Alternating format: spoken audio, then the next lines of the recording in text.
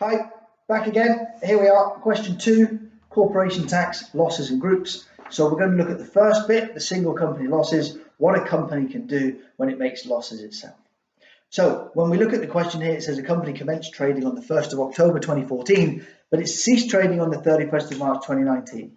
Now the important part there is because we know it's ceasing, we can extend the period that we can carry losses backwards from 12 months to 36 months. So it had the following results for the 5 accounting periods to trade cessation. Show the taxable total profits for all of the periods affected after loss relief is taken for the terminal loss. Show by using a loss memorandum the order of relief for the period's final loss. We're going to do this in 2 stages. We're going to put our loss memo down here, and we are going to have our companies up here. So we need to figure out our columns, and we will have (31st of March 19),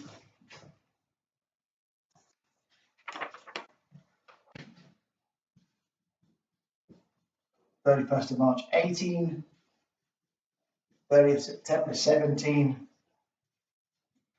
30th September 16,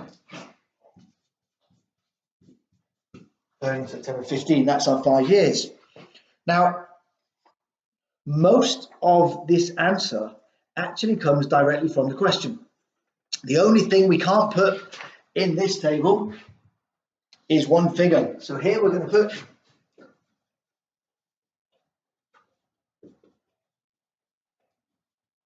trading profits.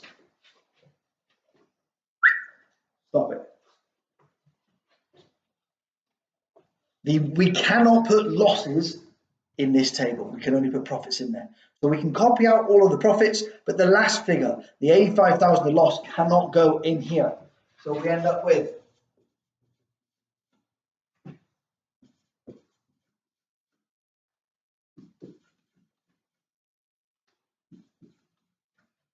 the 4 profit figures from the question in each of the headings. The loss comes over here. And that was suffered 31st, the 1st, 19, 85,000.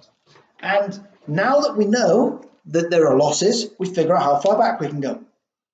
Because we know that the business is finishing, we can go back 36 months from the beginning of this final period. So we can go back 36 months from this date. So what we have to do now is figure out how far back we can go. And the trick is in figuring out how many months is in each of these periods. Now the year that it happened doesn't matter. Current year is fine. It's how far back we can go before that. So we need to look. This period has 6 months. This period has 12. This period has 12. This period has 12. We can go back 36. So we need to go backwards and figure out where we are. 6, 18, 30, 42. We can only go back 36. So we can't do all of this last period. We can only do 6. This means that when we get here, we can't do all of the profits. Again, next is our interest received. These figures come directly from the question. There is no trick involved. The ones that you are given in the question are the ones that you use in the answer.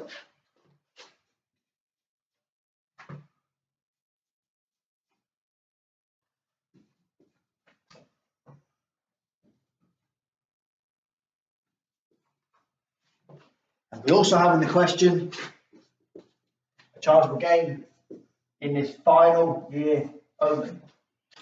This now allows us to figure out our total profits for each of the 5 periods.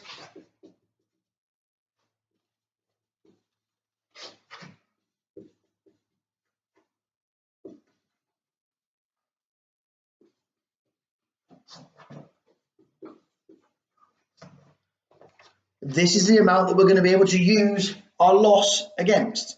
You will notice up to this point, everything in this table comes directly from here. All we have done is moved this number that was here to here. Everything else is copied straight from it. Now we have to figure out how much of this we can use in each of these years. Now remember, if we are going to be able to carry profits backwards, we must first reduce the current year to 0. Now this means that if we are going to continue to go backwards, we lose the benefit of the allowance on the QCP. We must go to 0. It just means we can't use that benefit. So we must take this to 0 to keep going backwards. So the amount we can claim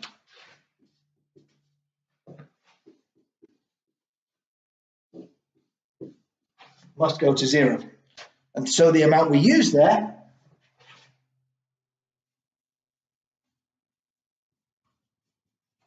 is the exact amount, 4,300. And this tells us how much we have left. And we can move back. And we move back to the next one. The figure here is 7,550. We must reduce this to 0 if we want to keep going. We have more than 7,550 here, so we can bring all of it, and then in here,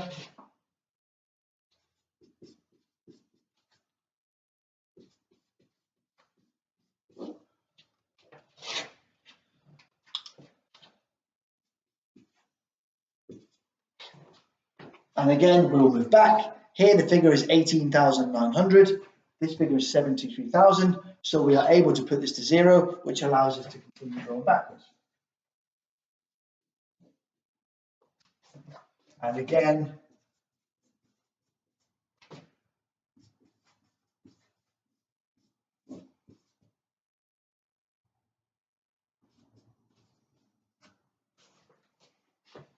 and now we move back again because we are still in an area where we can use all of those months. This figure here is 24,400. This figure here is 54,250. This is smaller than this, so we can reduce this to 0.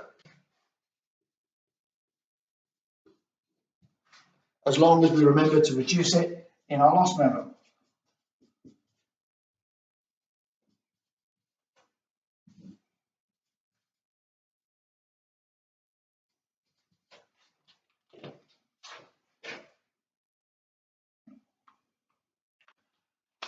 Now we're in a position where the most we can do is 6 months. We can't reduce this to 0 because we are not allowed to go further than half of the year. Now, we could look into the management accounts and find out exactly how much was made in those 6 months, whether it was backloaded, whether it was seasonal trade, but we don't normally do that. There is an underlying assumption in tax that what we do is we assume that profits accrue evenly. So this is exactly the same for all 12 months. So that means that we can relieve 6/12 of it. This figure is 34,200. Half of that, or 6/12,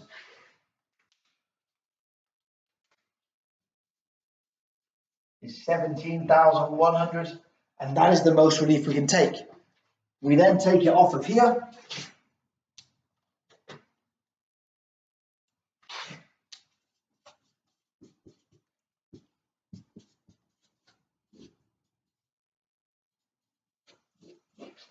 And we are left with a figure with 12,750 in our loss memo.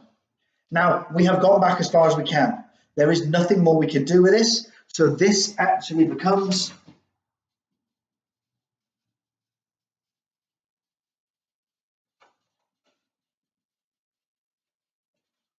terminal loss unrelieved, the amount of the loss in the last year, which we are unable to use against our profits. We can't go any further back. The only way we could potentially use some of that is in part like the next question, what if we were a group and there was another company they could go to?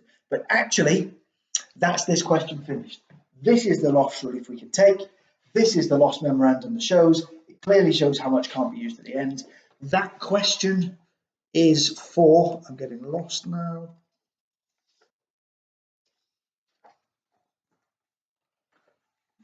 Here we go. That is 13 marks. 13 marks times 1.3 is around about 15 minutes, 16 minutes. That's taken 10. So again, you can see it's just under. Do not think you need to be able to do these at the same speed as me, but it does show how much you lot slow me down in class, because this is how quick I can do it in real life.